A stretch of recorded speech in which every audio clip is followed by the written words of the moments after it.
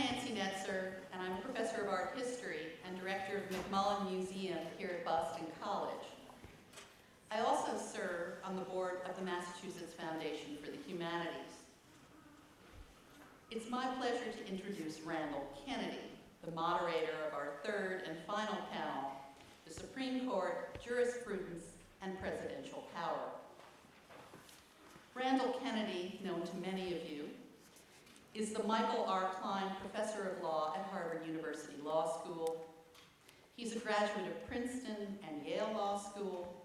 He's the author of several books, including Race, Crime, and the Law, and Interracial Intimacy, Sex, Marriage, Identity, and Adoption. He's published numerous collections of shorter works, many of which first appeared in periodicals such as the American Prospect, The Nation, and the Atlantic Monthly. A former Rhodes Scholar, he served as law clerk to Supreme Court Justice Thurgood Marshall. So please join me in welcoming Randy Kennedy. Thank you.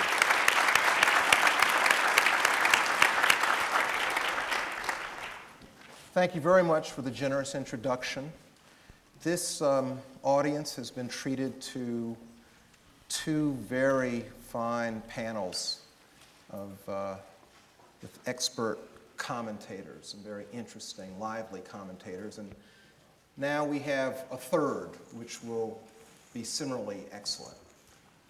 We have with us Dahlia Lithwick in the middle. Dahlia is a correspondent for Slate magazine and has written for a wide array of publications, the Washington Post, the New York Times. She's heard on National Public Radio, and she is a very keen and close court watcher. We have at the far side, my far left, just geographically speaking, Anthony Lewis.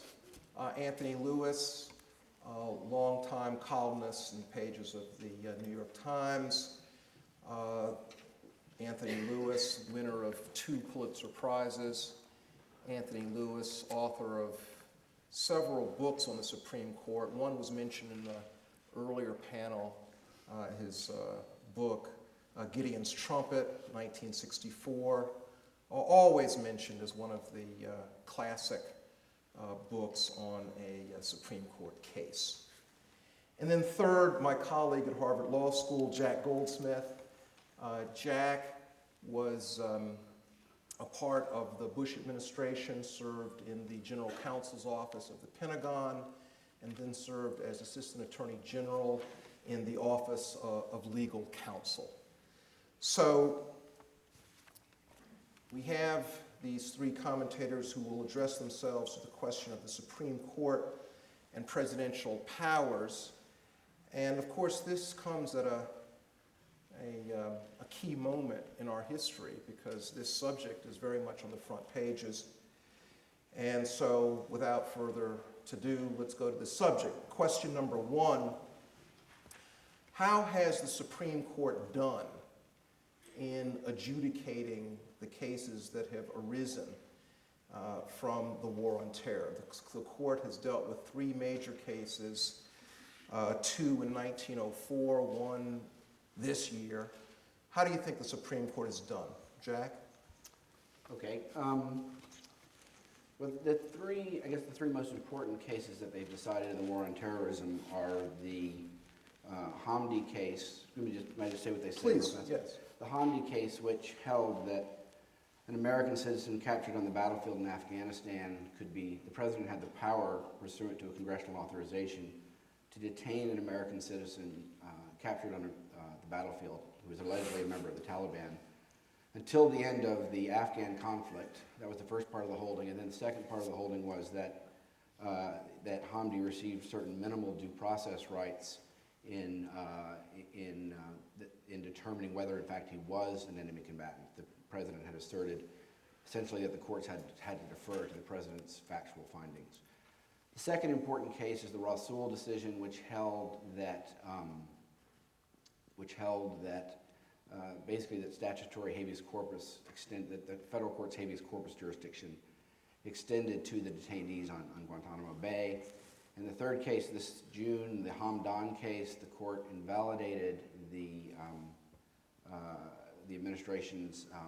Bush administration's military commission scheme on the ground that the president had not complied with the statutory restrictions that Congress had put on the use of military commissions, and in particular had not complied. It was a complicated decision, but one of the main parts of the holding was that the president had not complied with Congress's requirement that the president comply with the laws of war in setting up the military commission.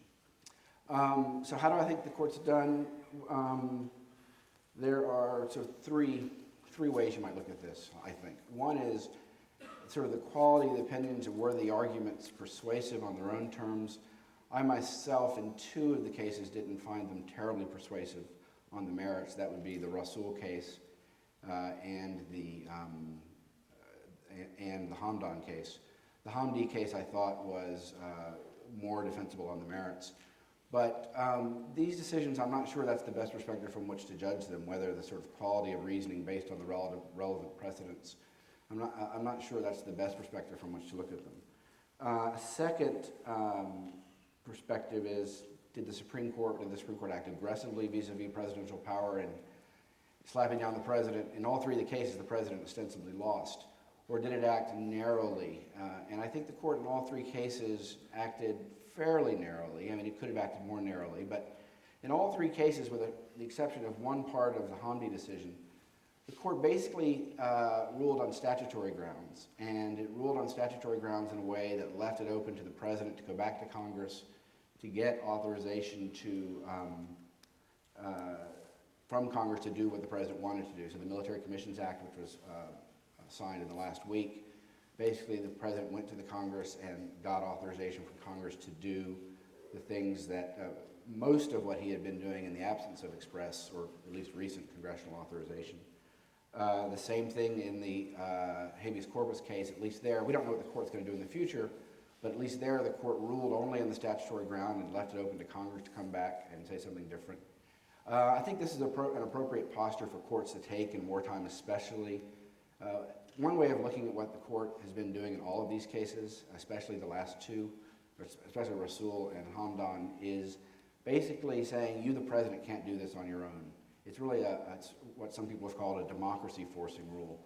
You, the president, can't do this on your own. You've got to, in this new war, you can't rely on World War II precedents, and you need to get Congress more specifically and explicitly on board. And to the extent that the court has successfully forced Congress into the fray in a way that the president didn't and the Congress didn't, I think the court's done an excellent job. And the third thing, briefly, I think it's important to understand that the court, despite the rhetoric, so far, it hasn't really stopped the president from doing anything he wants to do.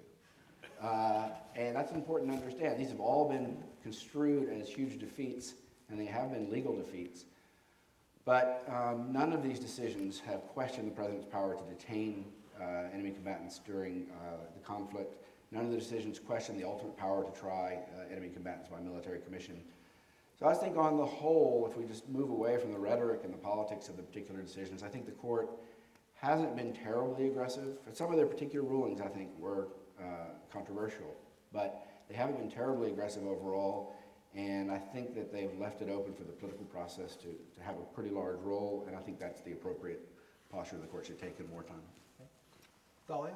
I largely agree with Jack. I mean, to me, I think you almost need to step back and think about, so here I am injecting now ideology and politics into it, although I commend Jack for not doing that. But, I think it's important to think about how these cases come forward. And it seems to me that part of the problem with these war on terror cases, Jack did allude to this, is the president's sort of posture that he has absolutely limitless, unfettered power to do whatever he wants because it's wartime.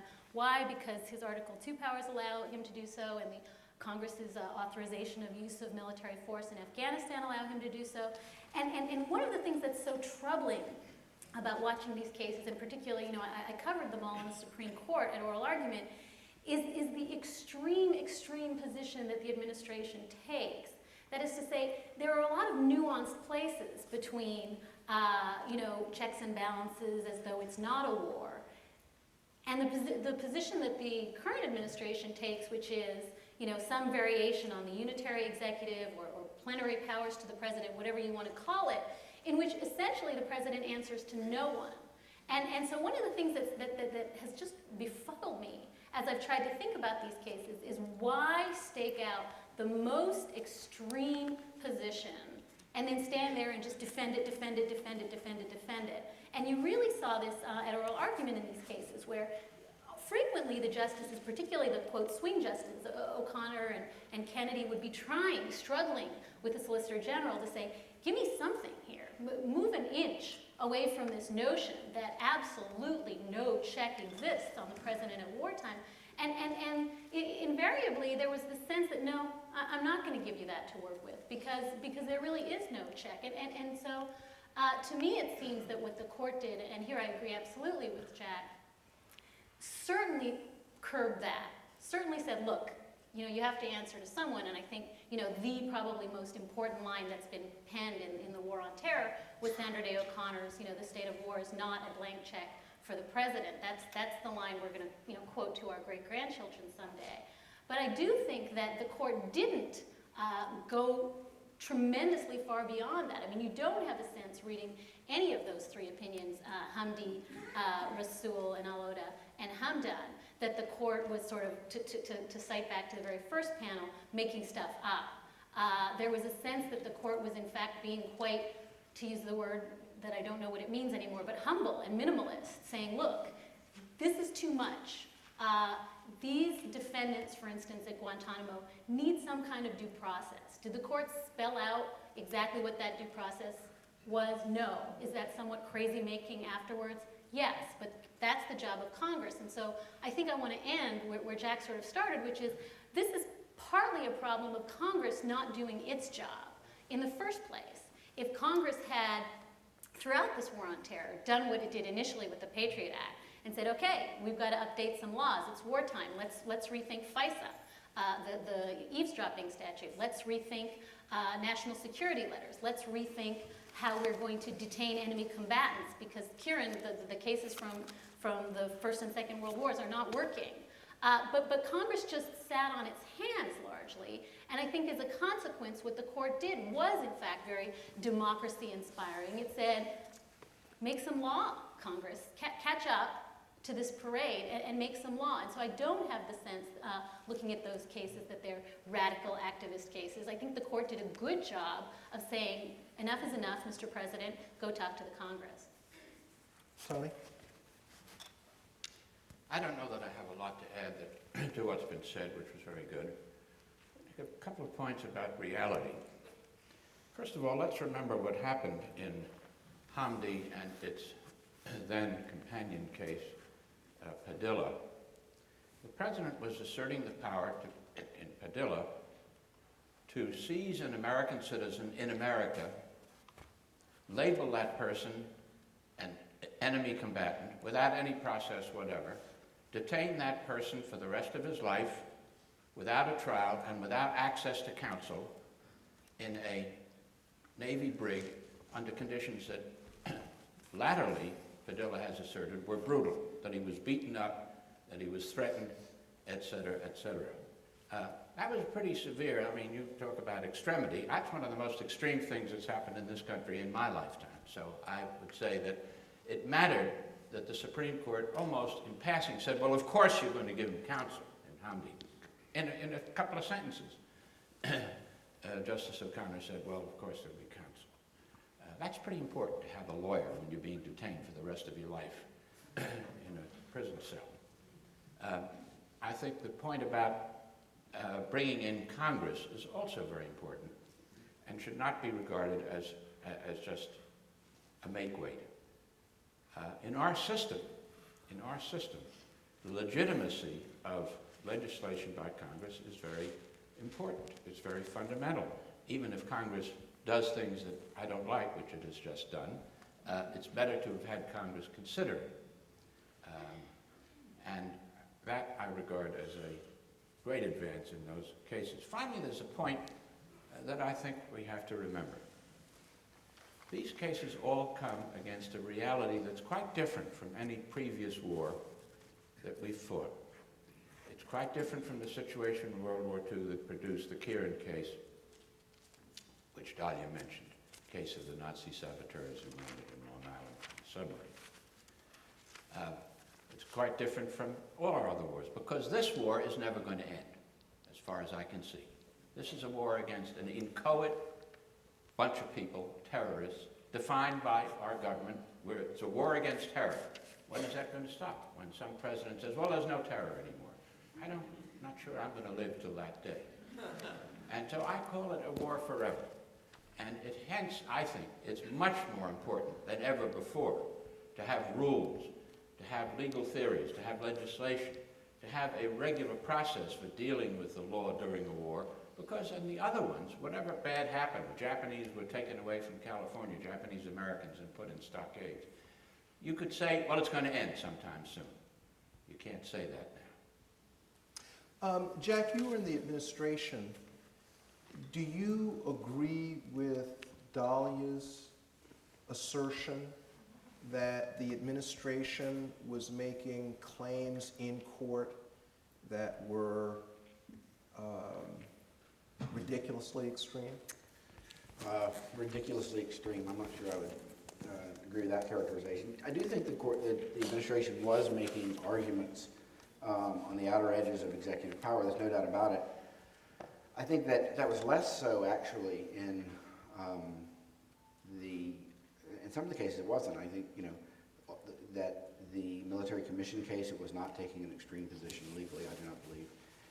And in the habeas corpus case, I don't think it was taking an extreme position. The most extreme position it took, I think, was in the Hamdi litigation, where it said that a court, actually, it came close to saying, it's early in the litigation, that there could be no judicial review of the president's assertion that Hamdi was, in fact, an enemy combatant. And it ultimately took the position that the court had to basically give complete deference, almost complete deference, to that factual determination. That was, I think, an extreme position. Now let me just say, though, presidents take extreme positions in wartime. There's nothing unusual about that. And there's nothing surprising about that. So I do think the president was staking out an extreme position in favor of presidential power, but I don't think that's particularly remarkable. Every president's done that in wartime. Not the same kind of claims. I'm not saying that every president has made the same type of claims. But every president has staked out extreme claims of presidential power in wartime. It seems to me that wouldn't one reason for making an extreme claim be to open up territory? Yeah. So the further you push something over, the more territory you open up. And so even if you don't get all that you want, you get more than you might have expected. And a lot of people think that's exactly what happened in the Hamdi case, that the executive branch took an extreme position, saying that the extreme position was necessary to protect national security, and the court gave a thorough rebuke to that, and what seemed like a thorough rebuke to that position, but 3 or 4 years later, Hamdi doesn't look like much of a rebuke. It looks like a big win for the administration, I think. For example, the process that the Supreme Court said would suffice for establishing someone's enemy combatant status in Hamdi, the very minimal due process protections that basically said that the burden could be against the detainee on the factual showing, and that you could use hearsay evidence and the like. That standard is something that people wouldn't be happy with today, and I think that the enemy combatant review process gives more process than that now. So one argument for taking the extreme position is just a litigation strategy that the court tends to want to be able to review. Can I just respond? I think I want to add something to what Tony said, because I think context here is terrifically important. If you look at Hamdi, if you look at Padilla, if you look at Hamdan, Osama bin Laden's chauffeur, who may or may not have been a bodyguard, but certainly wasn't a ringleader of 9/11. And if you look at Zacharias Moussaoui and the Lackawanna Six in Michigan, and you look at the guys who all got terror convictions for playing paintball in the woods of Virginia, I think that the Bush administration has taken these, there's this sort of Nancy Grace version of what the law is, which is to say the bad guys are really awful, and if you don't get them, it's because the system is broken. And so the tendency of this administration to take these really low-level thugs, at best thugs, but certainly not, terror ringleaders. I mean, Hamdi, the worst that can be said about him was that he was picked up on the battlefield holding a gun. This was not a criminal mastermind. The worst that can be said about Padilla, which was said about him, initially was that he was a dirty bomber. Then it was downgraded to he was going to blow up apartment buildings. And then it was downgraded to, well, he was sort of a conspirator and some stuff to be named later. So even the administration, I think, has really set itself up, not only by taking extreme stances, which is one part of it, but by making these extreme claims about these allegedly evil, horrible criminal masterminds who need to be stopped because, they're the next Muhammad Atta.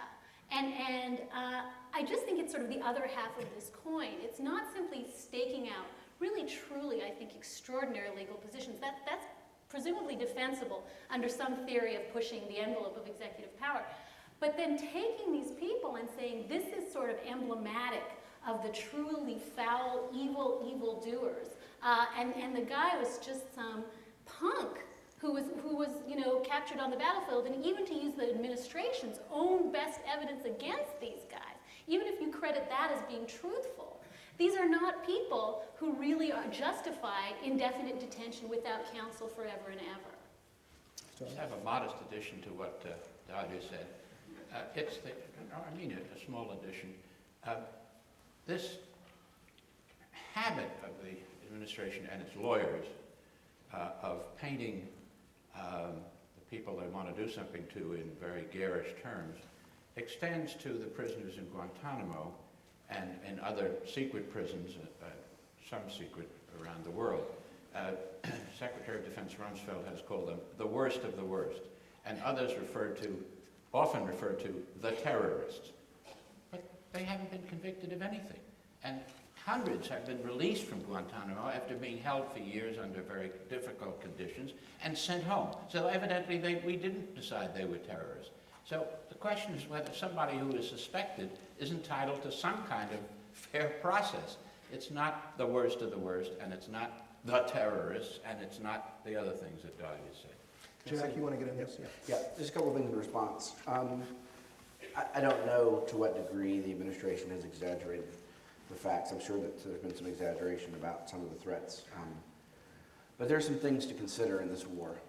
Dahlia said that the people that have been picked up, the Lackawanna 7 and the like, that these were just low-level thugs, and maybe there were low-level thugs, but if we had rounded up the 20 people who were responsible for the 9/11 attacks in, say, July of 2001, they would have looked like low-level thugs, and everyone would have wondered what the big deal was. And this is one of the problems that any executive branch is going to face in this war, and it distinguishes it from every other war we've ever fought, is the Army is entirely out of uniform and entirely mixed in with the civilians.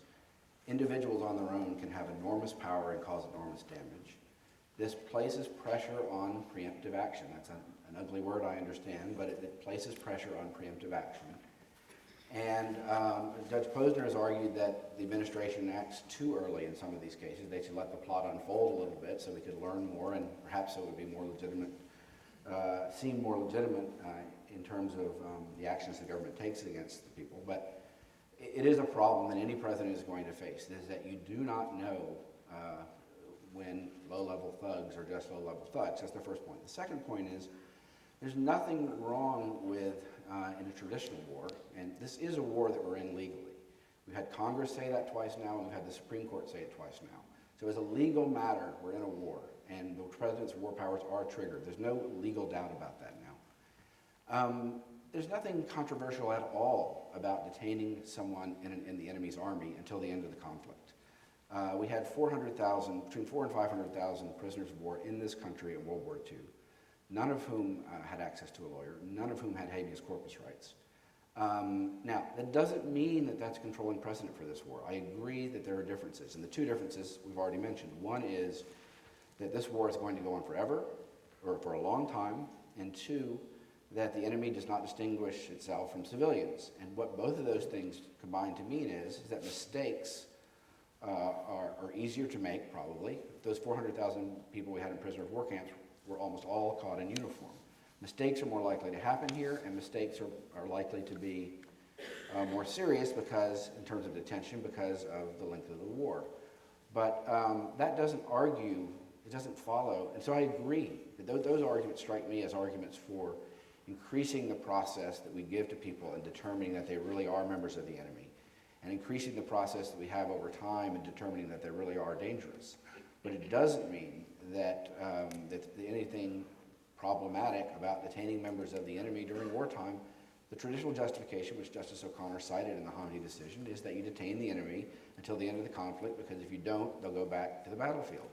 And the problem is, as Mr. Lewis says, most of these people haven't committed crimes.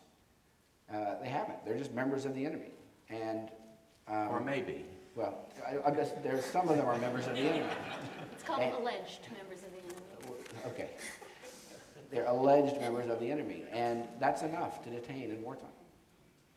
Does it mean anything that in all three of the major cases that have been mentioned, we both said, of course, we want a branch that is outside of politics? Now, Relatively speaking. relatively speaking, I mean, isn't the Supreme Court of the United States a part of the government of the United States? Isn't it from all that we've heard all day long, first panel, second panel, how do we get rid of the politics? I'm not saying we should. I'm just saying that it seems to me to be almost a reflex to want to designate this tribunal as something above politics, but isn't that wrong? Isn't that inaccurate? I think you need to disaggregate the fact that individual justices are political, and that you're never going to get away from the fact, Judge Posner's initial comment, of course they're political, and of course they are by necessity political. But I think you need to disaggregate that from the fact that the court as an entity is apolitical, and that you have this branch that isn't subject to majoritarian whims. You have a branch that doesn't triangulate only against the polls. It triangulates against this fixed thing that we call the Constitution. And then it goes through this process, this slow, meticulous, we can talk about cases clogging up the courts, and we can talk about all these rights that all these people have. I mean, the attacks on the courts for doing the thing that makes the courts unique, which is not react hysterically based on what you saw that morning on CNN, but in fact to be deliberative and careful and meticulous and process-oriented. I think there's a place for that, and I don't think that anyone would say that it would be a better world if the court just was one more majoritarian branch that sort of hysterically glommed on to what the polls say. So to me, the fact that there is a branch that is insulated structurally from the get-go, that's insulated from those kinds of pressures, is fundamental and non-negotiable. Tony Lewis? That was your last word. Tony, you have a last word? I don't think I have anything to add to that, except that I think courts, while they are political in the sense that Judge Posner used the word, Supreme Court of the United States is, that is, I think that top courts of countries march to a different drummer. That was President Barack's point. They don't have to satisfy an immediate political constituency. They don't have to answer to polls. It does raise the problem of accountability that Professor Goldsmith mentioned. But courts have dealt with that. Let's just say our court has dealt with that, the Supreme Court of the United States, over time, because its decisions that were wrong and were not accepted by the psychology of the country have withered, whether it was Plessy against Ferguson, or the decision, or Dred Scott, or, the really bad decisions over time by the Supreme Court of the United States have been overruled, either by the court itself, by the Civil War in the case of the Dred Scott decision, by constitutional amendment. There is an accountability in the end, and that's enough. Jack? I think we should end on a note of agreement. I don't disagree with any of those two things, so maybe we should stop there. Very good. Thank you very much.